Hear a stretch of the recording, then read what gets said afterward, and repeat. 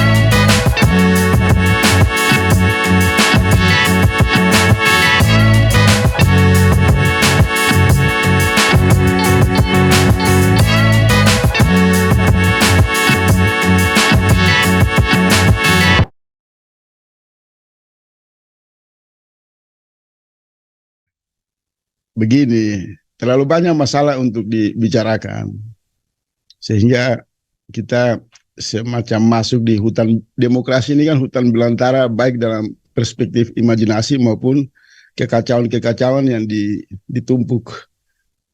Dan kalau seorang demokrat sejati itu akan mengklaim demokrasi itu usianya lebih tua dari Islam dalam perspektif memahami negara. Ya kita bayangkan usianya kalau dari Socrates sampai sekarang itu, maka hasil pikiran demokrasi ini sudah berkontainer-kontainer, bongkar pasang dalam rangka untuk mencari bagaimana membangun satu kehidupan orang banyak dalam konteks bernegara secara ideal.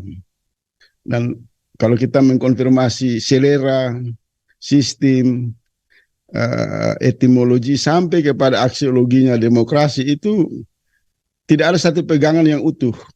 Semua berbeda-beda dalam kreasi inovasi satu bangsa, satu masyarakat. Bahkan satu individu dengan individu pun juga memahami demokrasi dengan berbagai perspektifnya. Hanya menonjol dalam demokrasi itu kebebasan, ruang di mana hubungan individu dan rakyat itu harus dipastikan ada kedaulatan warga negara terhadap negara, kedaulatan individu, hak-hak individu. Nah, di titik itulah menjadi pertentangan yang substansi.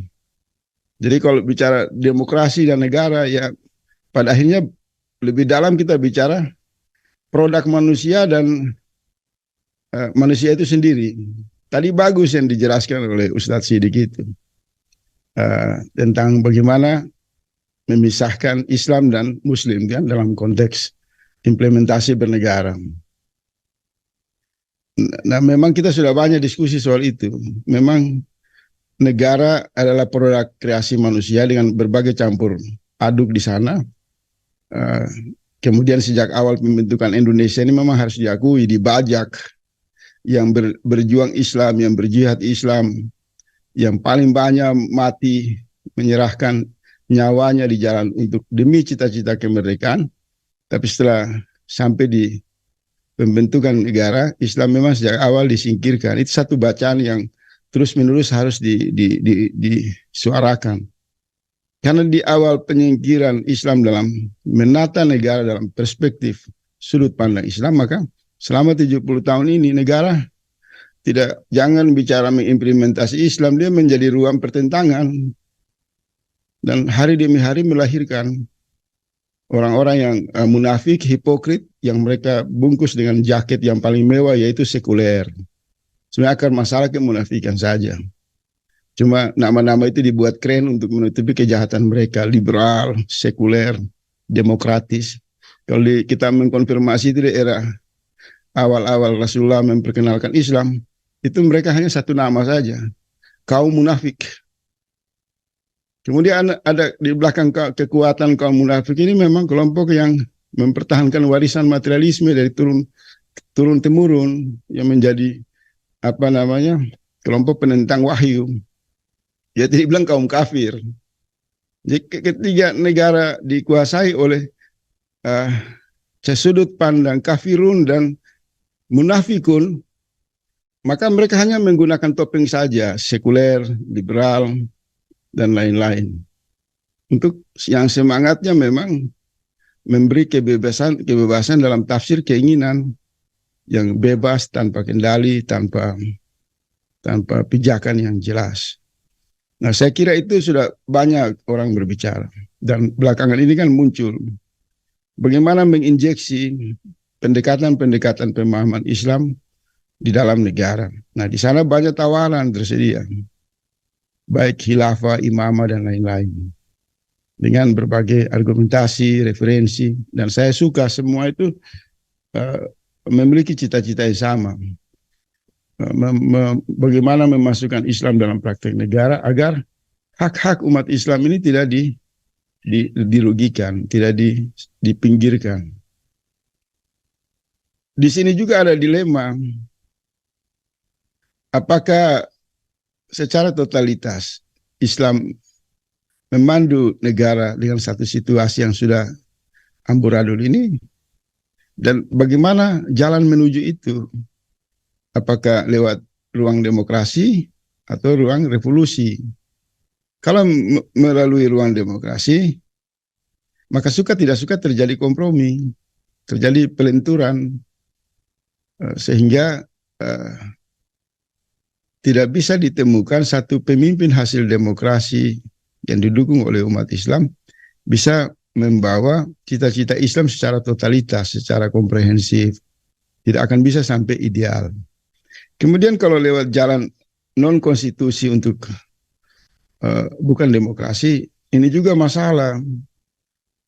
Dia bisa menimbulkan ketidakpastian. Nah, di arus kedua ini kemudian ada jalan tengah. Bagaimana memadukan kekuatan koreksi, energi koreksi sebagai Islam yang diposisikan sebagai misal oposisi, keseimbangan dalam mengawasi negara, memproduksi pikiran-pikiran kecemerlangan dalam rangka mengawasi negara, dan bagaimana memasukkan atau mempertahankan sistem demokrasi tetapi tidak memberi ruang bagi kafirun, munafikun, atau yang paling populer di era sekarang itu kaum sekuler ini. Nah, terkait dengan pernyataan-pernyataan semangat untuk memisahkan agama dan negara, ini juga bukan sesuatu yang baru, Cak Slamet. Tapi saya sering merenung bagaimana memisahkan Islam dengan negara. Islam yang dimaksud itu apa sebenarnya? Islam dalam syariat Islamnya, Islam dalam hukum-hukum Islam yang kita pahami memang sejak awal sudah disingkirkan. Mereka hanya mengumumkan untuk mempertahankan bahwa tidak boleh pandangan-pandangan Islam, partisipasi politik Islam terlalu jauh masuk ke dalam pengaturan kekuasaan. Apalagi kalau jelang 2024 ini, kalau benar ada kebangkitan nasional di mana umat Islam ini bersatu untuk menghasilkan satu produk kepemimpinan yang berdasarkan kriteria sejalan dengan apa yang mereka yakini, ada harapan di sana bisa membuka hak-hak bernegara tanpa menyingkirkan hak-hak umat Islam, maka kebangkitan solidaritas persatuan nasional ini memang menjadi ancaman yang serius bagi kelompok sekuler. Jadi dilema-dilema ini berada pada satu peta pikiran yang sangat banyak masalah. Harus ada satu rumusan atau anatomi struktur berpikir yang dibuat sederhana untuk dalam rangka kemampuan mengidentifikasi masalah secara efisien, sehingga tidak terjadi pengurasan sumber daya umat Islam. Harus ada kemampuan mengidentifikasi secara efisien efektif dalam memetakan masalah-masalah yang dianggap substansi dan sangat-sangat substansial, sehingga diskusi dalam partisipasi kaum intelektual dan kalangan ulama Islam tidak terjebak dalam ruang hutan rimba demokrasi ini. Nah, ini saya belum tahu, nanti saya mau dengar dari Mas Wardana dan lain-lain. Tapi menurut saya ada satu harapan besar. Memang kita agak susah untuk menghasilkan satu kepemimpinan yang kita anggap ideal dalam sudut pandang fundamental Islam ya. Tetapi kan ada juga ruang ikhtiar di mana potensi-potensi yang tersedia yang memberikan harapan pertarungan di demokrasi ini tidak menyingkirkan Islam. Misal lahirnya tokoh seperti Pak Anies atau Caimin dan lain-lain. Ini juga harus dilihat sebagai satu modal sosial politik yang masih bisa dikompromikan. Tergantung bagaimana kontrak politiknya dibangun untuk dalam rangka sebagai ikhtiar agar mereka tidak lagi ketika masuk ke dalam operasional negara tidak dipandu oleh kekuatan-kekuatan yang nanti kontraproduktif dengan kepentingan umat Islam. Saya kira itu saja. Nah, kalau yang sebelum-sebelum ini kan memang ada kepemimpinan yang diklaim atas nama Islam yang biasanya muncul setiap 5 tahun sekali. Karena mungkin latar belakangnya sebagai kiai, mungkin dia sebagai latar belakangnya organisasi Islam dan lain-lain. Tetapi faktanya kan tidak terbukti. Nah, kalau Pak Anies ini saya lihat ada harapan sedikit lah. Tidak bisa banyak, kalau saya nggak berani ngomong banyak. Mungkin ya 5%. Ada harapan untuk membuka pintu ruang untuk diskusi dengan kawan-kawan yang memiliki pandangan ideal. Nah, tinggal diperluas. Tetapi memang harus ada kontrak politik. Kontrak politik itu membuat kita tidak sia-sia di dalam partisipasi politik. Nah, apakah nanti Pak Anies bagaimana saya belum tahu. Jadi soal pernyataan Menteri Agama ini memang dia mau bicara apa juga saya udah nggak mau dengar. Karena ini kan bukan kelas kelompok diskusi di ruang forum ini, terlalu jauh kelasnya. Ini kan saya tahu betul bahwa Yakut ya. Ini memang ini nggak masuk Ustaz Slamet. Mau sebut dia punya nama, mau apa yang dia pikirkan, saya nggak terlalu tertarik. Hanya dikasih pangkat saja Menteri Agama. Dia tidak masuk dalam perbincangan yang diperlukan. Karena dia hanya mencoba untuk membesarkan bunyi. Bunyi anti-Islam itu kan sudah sejak awal.